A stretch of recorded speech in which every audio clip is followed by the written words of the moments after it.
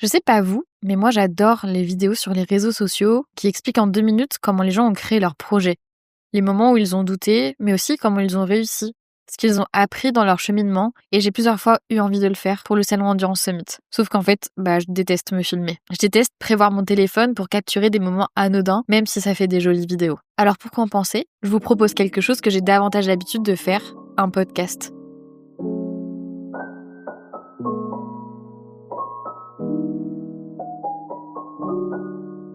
Il doit être 7h du matin, on est en mars 2017.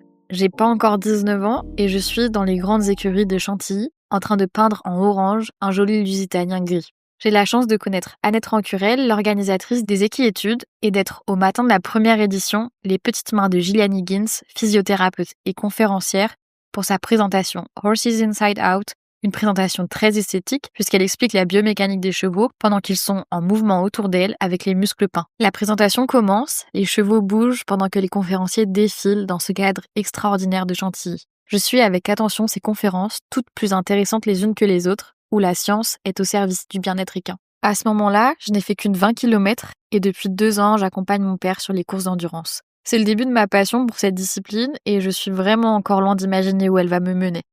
Je sors de cette journée des Équiétudes avec des étoiles plein les yeux. Je rêve d'un jour pouvoir assister à une journée similaire consacrée à l'endurance.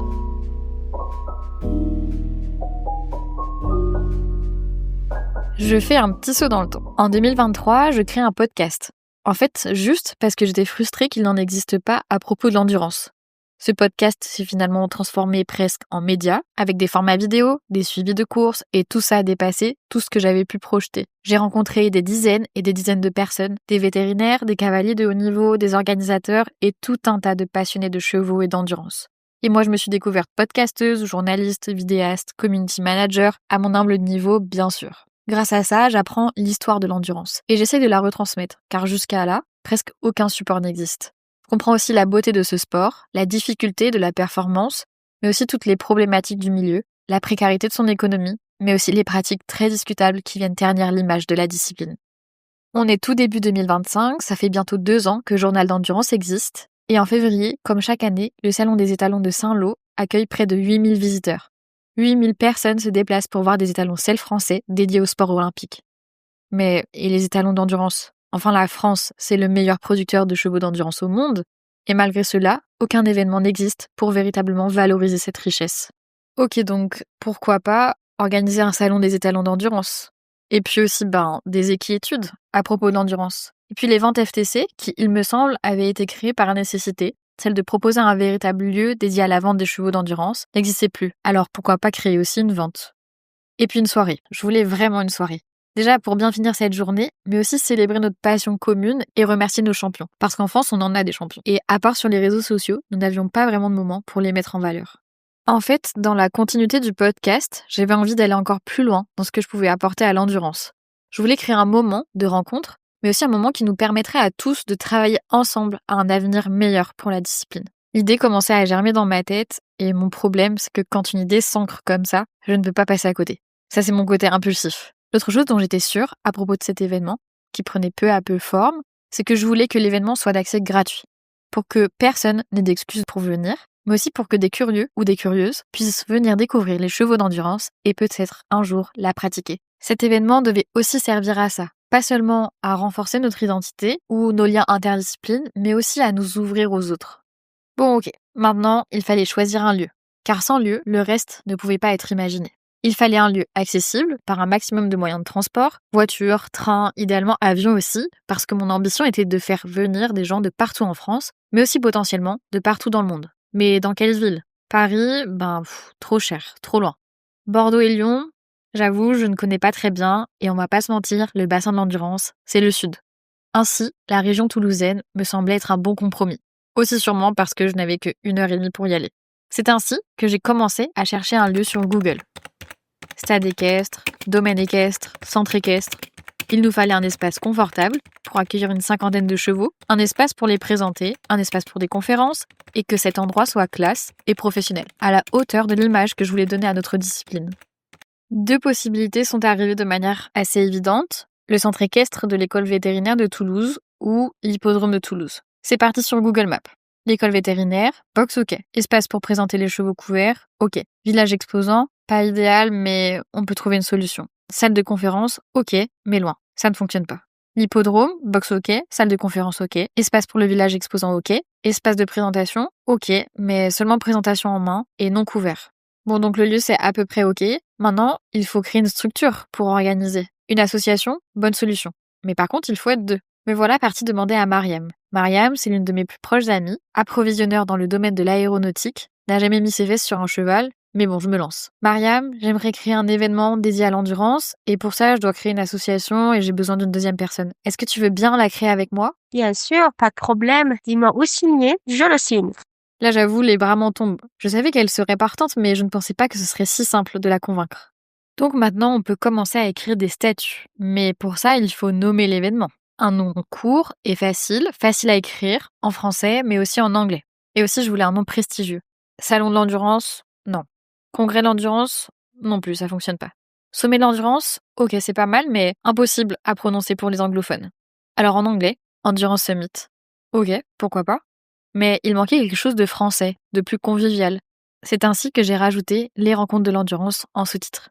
Du coup, ce serait long à écrire, la partie anglaise pas simple à prononcer pour les Français, mais l'esprit serait là. Et c'était le principal. Avec Mariam, nous trouvons l'occasion d'une réunion de course à l'hippodrome de Toulouse pour y faire un tour incognito.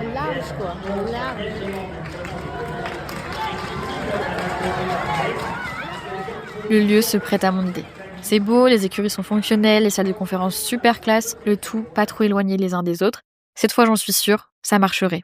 Évidemment, ce serait onéreux, mais nous ne trouverions pas meilleur compromis en termes d'accessibilité, de confort et d'espace. Quelques jours plus tard, je rentre en contact avec l'hippodrome en leur envoyant un dossier complet pour présenter mon projet.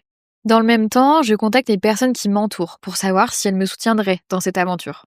Jacqueline Riondé, membre de nombreuses commissions au sein de la filière, rencontrée grâce au podcast, est devenue un grand soutien dans tous mes projets, 1000% emballé par l'idée.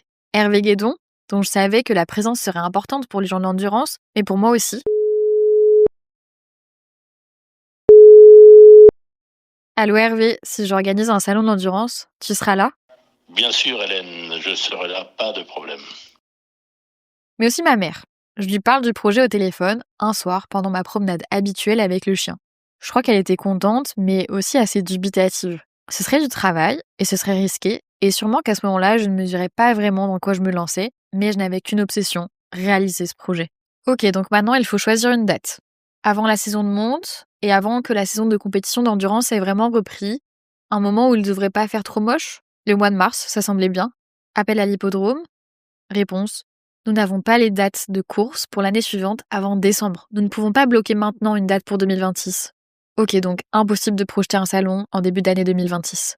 L'autre solution, choisir une date en fin d'année. Le planning des courses à l'hippodrome serait connu, donc ce serait plus simple.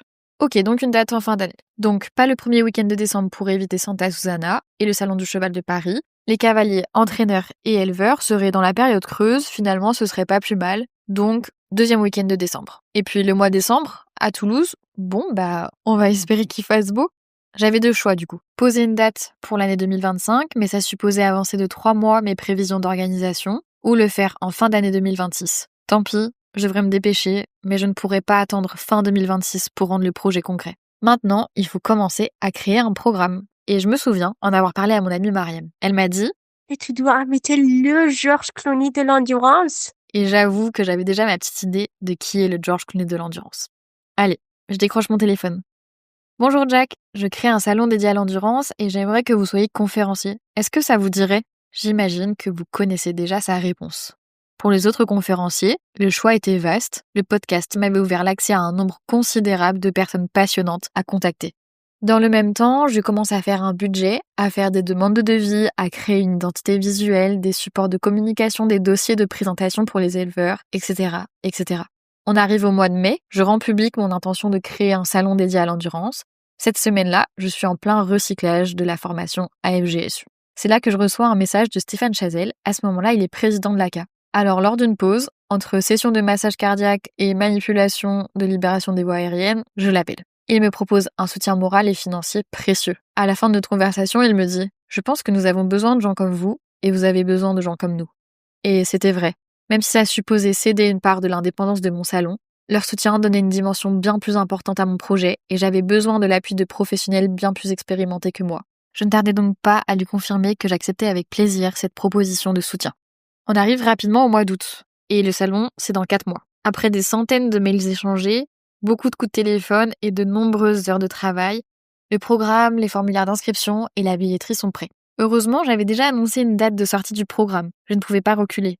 Publier tout ça, c'était rendre le projet réel. Ce ne serait plus seulement une idée, ni même moi seule face à mon écran à imaginer un événement. Le jour de la publication, cliquer sur mon ordinateur a été une épreuve. J'ai pris une grande inspiration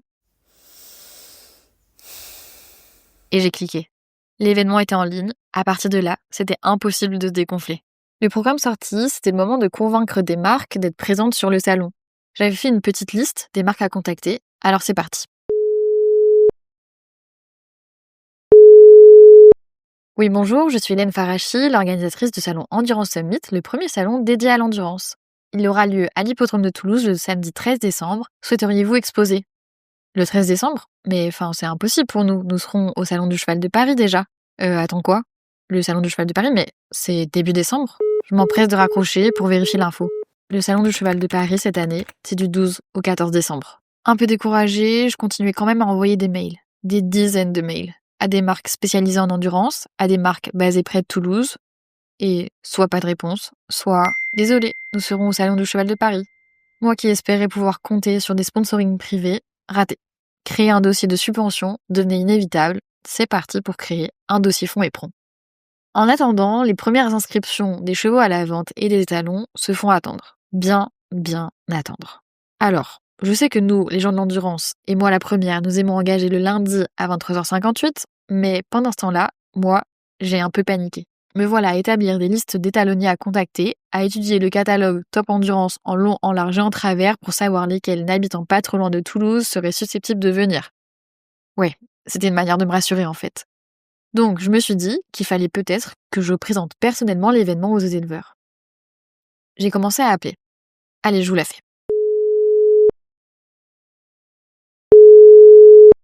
Oui, bonjour, je suis Hélène Farachi, organisatrice du salon Endurance Summit. Je sais que vous avez un étalon et je me disais que ça pouvait vous intéresser de le présenter. Réponse. Oui, j'ai bien vu votre salon, mais le tarif d'inscription est trop cher. Vous vous rendez compte avec l'état du marché ? Oui, je connais l'état du marché. Je connais la difficulté des professionnels de l'endurance et c'est aussi pour vous, dans une dynamique globale de mise en valeur de la filière, que j'organise ça. En venant avec votre étalon, vous valorisez votre travail et la visibilité que le salon peut vous apporter permet à elle seule de rentabiliser l'inscription. En gros, vous emmenez votre cheval, je m'occupe de le mettre dans la lumière. J'avoue, j'étais trop timide pour répondre ça. Au bout du 3e étalonnier, avec un discours à peu près similaire, j'ai arrêté d'appeler. Et si j'avais vu le projet trop gros ? Et si mes choix d'organisation n'étaient pas justifiés et mon projet complètement bancal ? Et si les gens de l'endurance n'étaient pas prêts pour un événement qui leur serait dédié ? J'avoue là c'était un coup de massue, mais j'avais pas le choix, il fallait continuer. Heureusement, j'avais des échos de quelques étalonniers qui avaient envie de venir, donc j'ai ravalé ma fierté et je me suis dit que ceux qui croiraient au projet seraient présents, pas besoin de convaincre les autres. Et puis un jour, une dame laisse un commentaire sous une publication Facebook. Attendez, je vous lis son commentaire. La Normandie a pris ses billets d'avion, nous serons là. J'avoue là, je suis ébahie. Bien sûr que c'est ce que j'espérais. Mais c'était réel. Des personnes de la France entière avaient prévu de venir au salon. En parallèle, Gaëlle Olivier Jacob me contacte car elle aimerait emmener 8 de ses élèves pour nous donner un coup de main. Oui, 8 élèves qui viennent de Bretagne. Me voilà un jeudi matin en visio à expliquer à des élèves mon projet. J'avais précisé à Gaëlle que je n'étais sûrement pas un exemple et que je n'avais aucune expérience dans l'événementiel, mais elle ne semblait pas inquiète. Ça y est, petit à petit, les premiers chevaux s'inscrivent. Je suis un peu rassurée, mais le travail est colossal.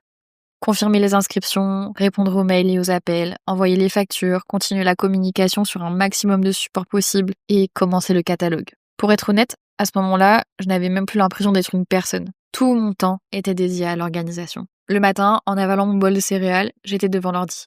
Entre midi et 2, devant l'ordi. Le soir, jusqu'au moment de dormir, devant l'ordi. Entre 2 consultations, je publiais la story préparée le matin en promenant le chien. J'abandonnais les sorties de fin de semaine à pied ou à cheval pour ne faire que ça.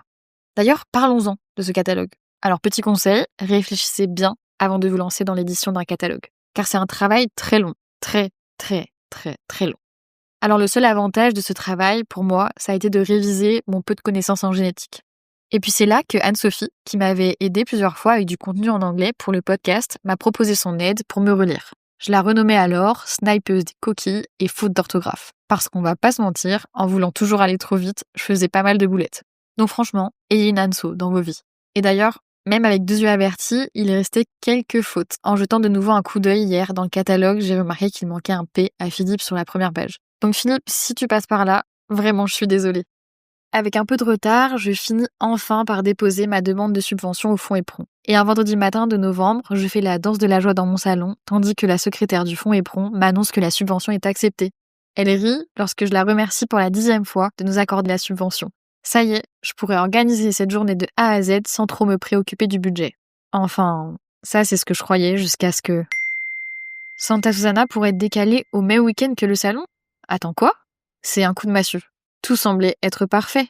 Mais à ce moment-là, j'avais qu'une envie, c'était de disparaître. Si Santa Susana était décalée, cette première édition serait un échec en termes de fréquentation, des éleveurs annuleraient l'inscription de leurs chevaux, et tout ce travail partirait en fumée. Là, j'ai tout remis en question dans ma tête. Pourquoi est-ce que je m'étais lancée dans ce projet ?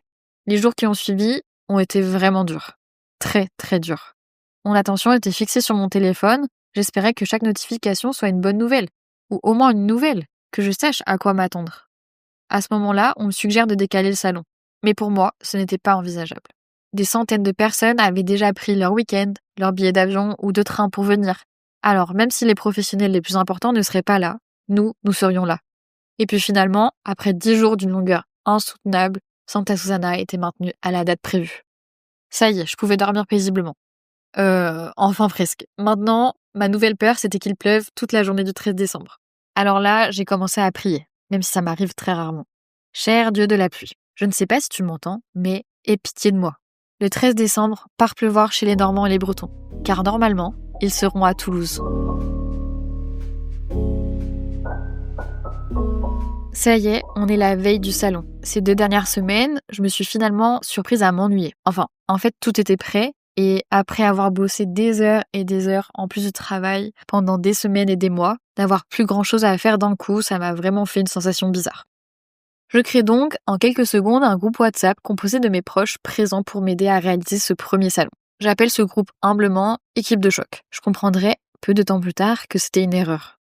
Au matin du 13 décembre, je me suis sentie un peu comme avant une course. En fait, les dés sont jetés, le travail est fait. Le résultat de ce travail, qu'il soit bon ou mauvais, la réponse c'est maintenant. Peut-être qu'on se fera éliminer au premier Vetgate. Non, je rigole, ça c'est une blague. Bien sûr que ça n'était pas envisageable.